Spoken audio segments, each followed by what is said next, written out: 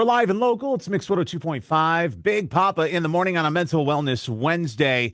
And now, welcoming the world's leading love and emotional healing coach, the unsilentwoman.com. She is Rebeccah Silence. Rebeccah, good morning. How are you? Well, hello everyone and happy April.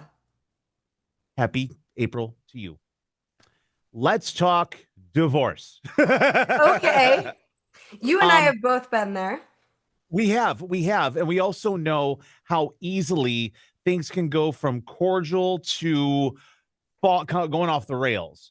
And so, what I would Yeah. like for you to talk about this morning is talking about when divorces get ugly. Okay.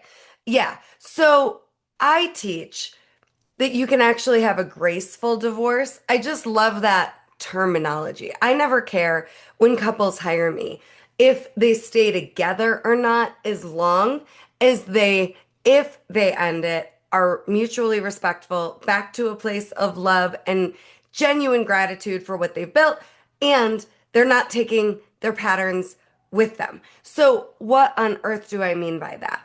We all experience relationship the way we felt and experienced love growing up with our families as adults until and unless we heal. So the divorce is ugly because you're playing out unhealed wounds and patterns from your childhood. Maybe your primary trigger is you feel disrespected or unappreciated or unwanted or betrayed.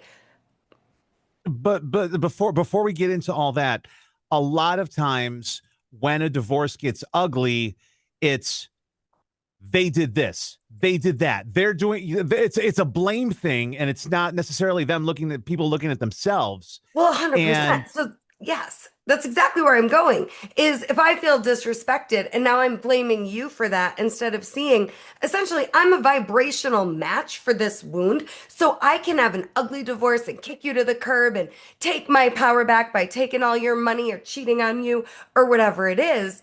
But you have to do the work to break through the pattern that is creating this experience like it's Groundhog Day. And the cheese will move and it'll just be whack-a-mole in your life. You can get divorced. That isn't going to solve the problem. So Gary's been working with me long enough to know we have to get to the self-responsible part, Rebeccah. And right. yes, we absolutely do. So ugly divorce is going But to, I'm sorry to interrupt. The reason I came off that way is anytime someone is talking to a friend of theirs, an acquaintance of theirs, and yeah. they're going through a divorce, 9 times out of 10, they're going to be like, that son of a gun, they're doing this, they're doing that. Like it's but that when people are going through it, 9 times out of 10, that's what you're hearing. 100%. And the other person is never the problem. Doesn't mean they're not behaving terribly, but they're not creating what's going on inside of you. So Right. if the divorce has gotten ugly, you are fighting with the ghosts of your past, and you have a pattern to heal or several that you don't want to take with you. Because if you don't heal them now and before you get divorced, you will take them with you. And you maybe will say, yeah, but I'm going to be celibate for the rest of my life after this, Rebeccah. It's just not even worth it. Well, then you'll play out the patterns with your boss, with your team, with your clients, with your friends, with the new person you met at a mastermind.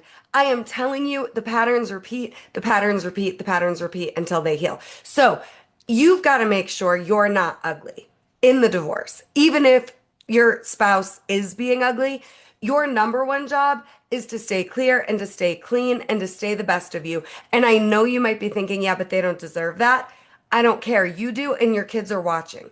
They deserve to see you gracefully divorce, even if the other person isn't on board for that. And all that means is you're emotionally clear and you are the best of you and you're offering solutions and you're treating this person, whether they deserve it or not, the way you would want to be treated and the way you would want your kids to be treated. Your kids are learning what their future romantically will be, watching how you treat each other, not how you treat your kids. How you treat your spouse is how your kids learn how they can expect to be treated growing up. And it's an unconscious commitment that this is what's going to happen to me. So If you've got to get divorced and move on, I get it. But you better make sure you're as clear as I'm just putting down the fork. The meal is over. My heart is open. I have love and respect for you. And our paths are just going different. If you are not there, you are not ready for divorce. And you should definitely DM me and set up some time with me because I want you to have the most healed, beautiful love story, but also divorce if that's what needs to happen. And it's like 95% of people that get divorced statistically, CNN did a study on this, didn't want to get divorced.